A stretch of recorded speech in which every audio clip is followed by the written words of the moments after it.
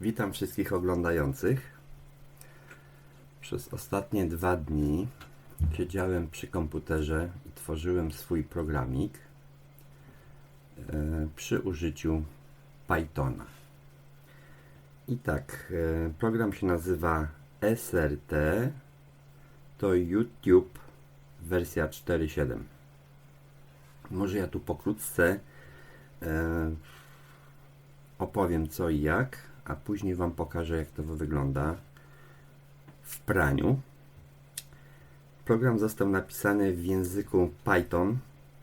Python jest popularnym językiem programowania, który jest używany w wielu dziedzinach, w tym do automatyzacji, przetwarzania danych, analizy oraz budowy różnych aplikacji.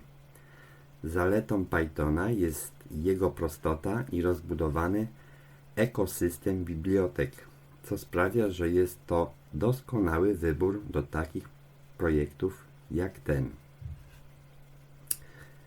Aby uruchomić ten program, konieczne było zainstalowanie kilku dodatkowych narzędzi oraz wtyczek. FFmpeg, narzędzie służące do konwersji i manipulacji plikami multimedialnymi. W tym przypadku jest używany do ekstrakcji dźwięku z pliku MP4 oraz dodania ciszy na końcu ścieżki audio. Whisper, narzędzie do transkrypcji mowy na tekst, który jest uruchamiany w programie za pomocą pliku wykonywalnego Whisper CLI exe. Używam go do generowania napisów SRT na podstawie pliku audio. I co tutaj dalej?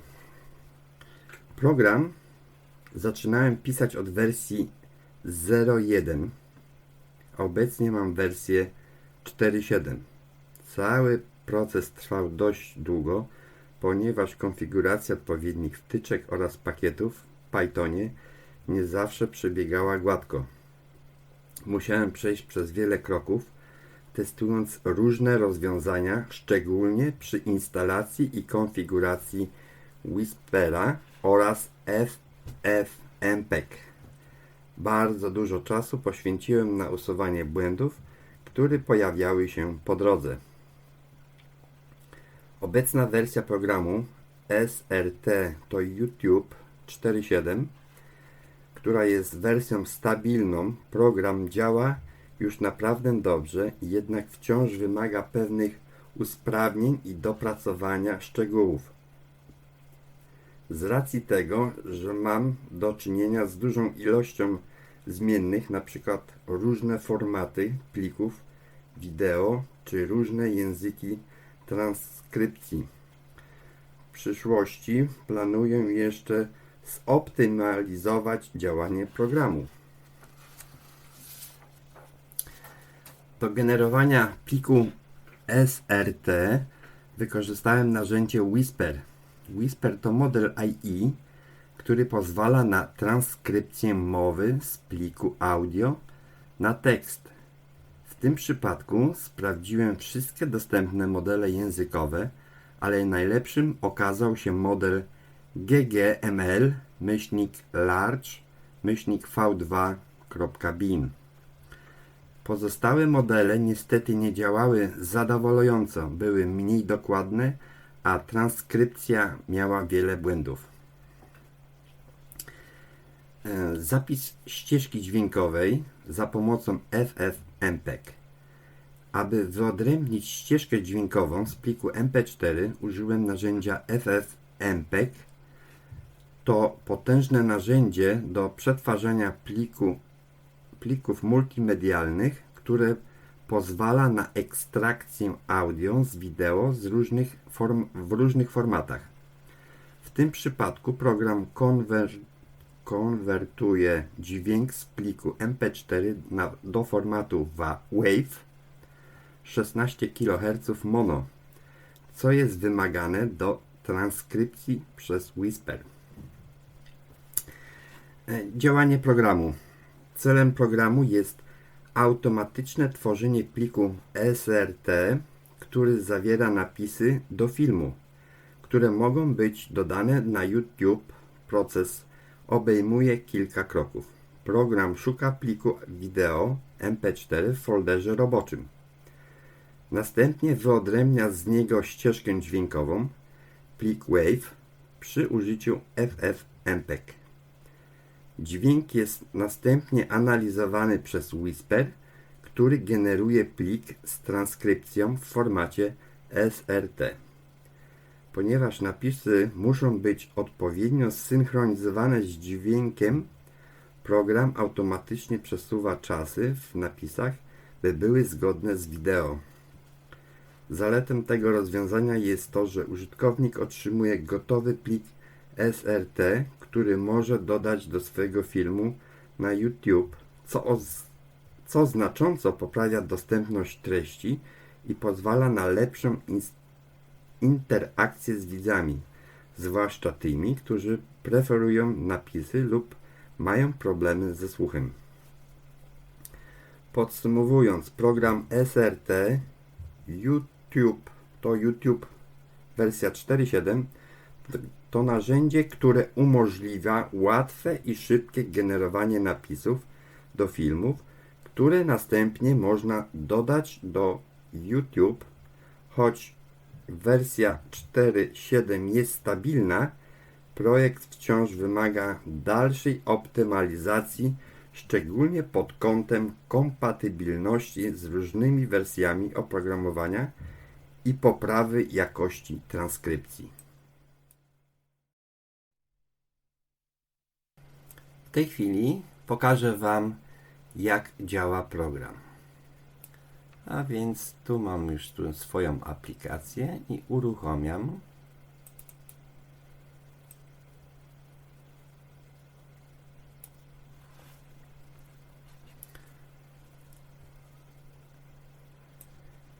Tu zobaczcie, już został wygenerowany plik audio i w tej chwili Whisper będzie tworzył wpisy do pliku SRT.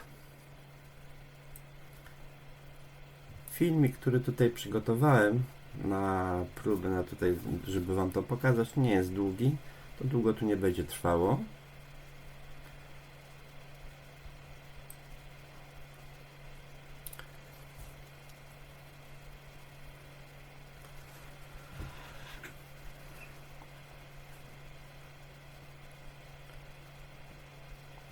Będę musiał jeszcze troszeczkę usprawnić ten program, bo troszeczkę za długo to idzie. No i dosyć dużo zużywa mi zasobów procesora po prostu, nie? Procesor dosyć mocno jest obciążony. No ale jest jak jest.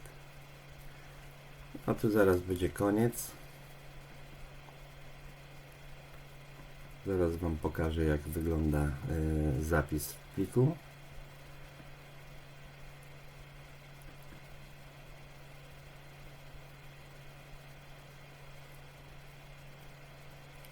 Jeszcze chwileczkę.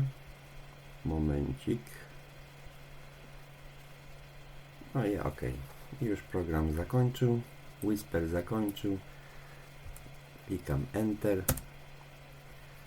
Dobra, i tu już widzicie, jest audio z rozszerzeniem .srt i co w nim się znajduje, zaraz Wam pokażę.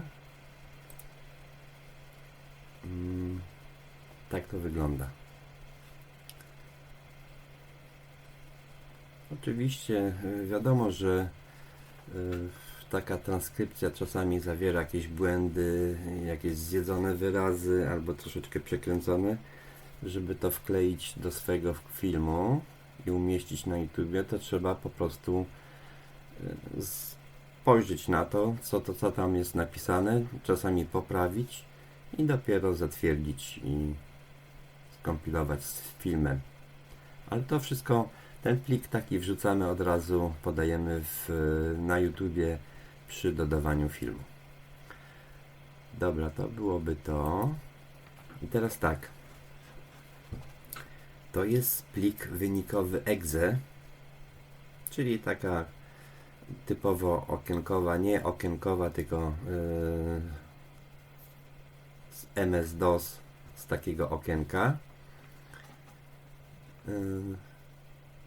Tu jest plik, to jest skrypt, który można tylko w Pythonie uruchomić. A żeby stworzyć taki plik exe z rozszerzeniem exe, to stworzyłem sobie taki plik wsadowy, który automatyzuje proces kompilacji do pliku exe. Plik wsadowy wygląda w ten sposób. O.